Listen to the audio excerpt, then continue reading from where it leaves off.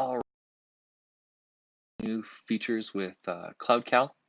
First off, we're going to upload in PDZ files, so that way you don't have to do any kind of conversion. And you'll notice I'm uploading both Mudrock and Obsidian files as well.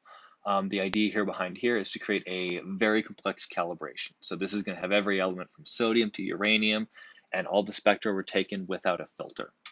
And that basically just gives us a way to see, basically a quick back of envelope check. So there you've got all 801 standards, and you've got all those spectrum right there.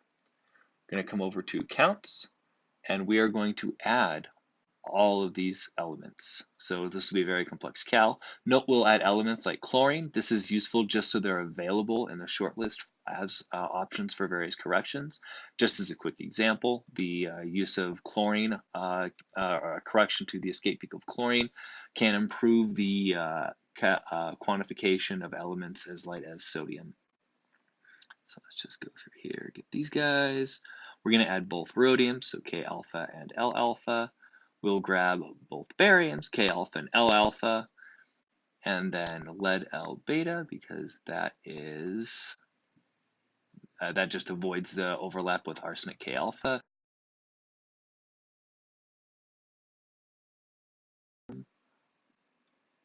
And uranium. All right, let's confirm those elements. Excellent, and then come over here, and we will grab a spreadsheet of those values. Put it right here. And enter those values. One other quick note, if I come over here to covariance, I will get a covariance matrix of all the values I just put in. So this is on the cal side. So for example, niobium has a correlation with chlorine, as it turns out. Interesting. You can do this for the standard, for your counts as well. If I come back to counts and go to covariance, I will get a similar one, but for my spectrum. So here I can see there is no relationship between niobium and chlorine here, which just tells me that, watch out. The values may be that way, but I'm not getting a good read of that particular element. So going back to add concentrations, we'll go to cal curves, and it will load the cal. Now, as you can see, we have a complex cal here. There's a cloud of points here, cloud of points here. That is because of the fact that we've got Obsidian, which is one matrix, and Mudrock, which is another. But can we actually resolve this? Well, that's where this button, Train, comes in. Train is the introduction of machine learning to building empirical calibrations for X-ray fluorescence. The idea behind this is that the software would take a look at the data and identify the variables that build the best model. And that model will be determined not by the R-squared value, but rather by Bayesian information coefficient. So we train, wait a moment, and there we are. We have an improved calibration for that element. One quick note, as I said earlier, chlorine is often a good correction for sodium. The machine learning has identified that as well. If I wanted to, I could peel off a couple of these outliers, and voila, we have a serviceable cal. Now, of course, you don't want to trust the computer to do all your work for you, but that just gives you a quick rundown on how this can work. I can also come over and I can normalize to a Compton range, and I can train based on this new normalization and see if any new variables come up. And in this case, yeah, there is. I don't like it as much because I think this is a little flat. We'll probably go back to time, and we will train again.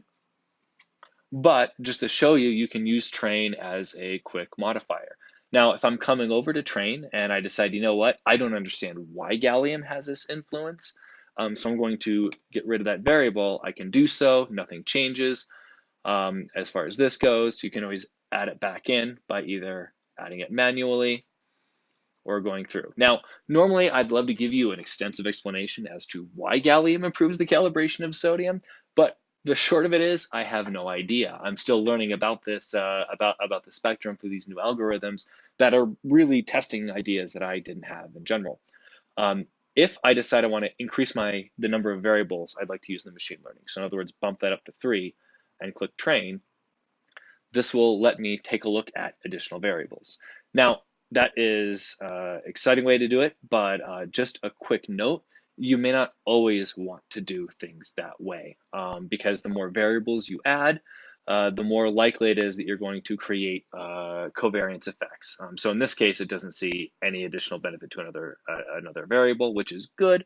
But just keep in mind you're in the driver's seat. Oh, never mind, it did. It added chromium, and we're at 9.2. Just a quick note, the machine learning can take a little bit, so be patient. But in any case, you control this step because I do not want to see a situation where the app is just letting covariance take the wheel. The more variables you add to a given equation, the more likely it is you're going to get a certain result. But if I'm happy, I can click Update, come over here, move on to the next element.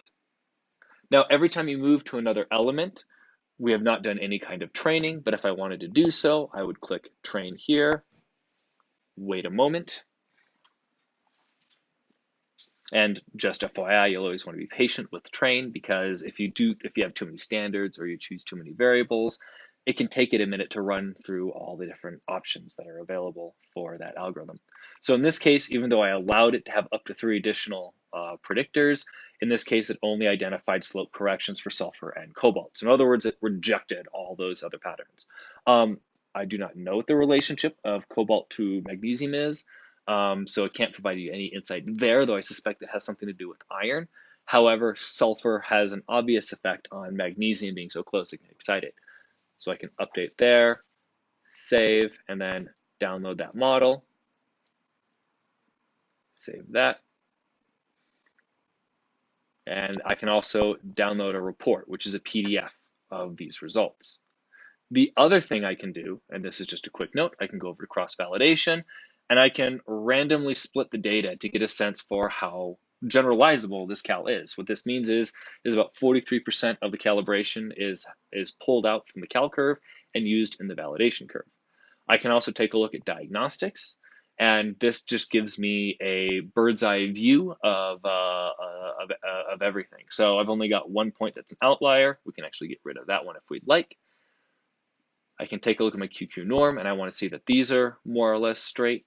If I want to, I can get rid of that value just to hopefully straighten things out.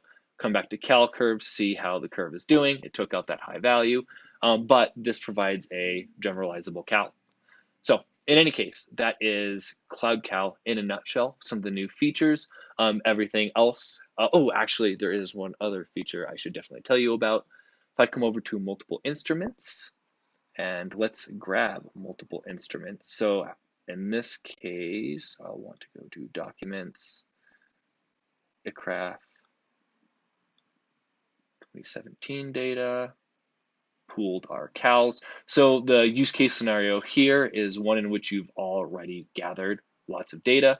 So we're going to grab the same calibration across multiple instruments. I will load those into the app. I will more directly load those into the app by getting their presets, and then I will process all those calibrations together.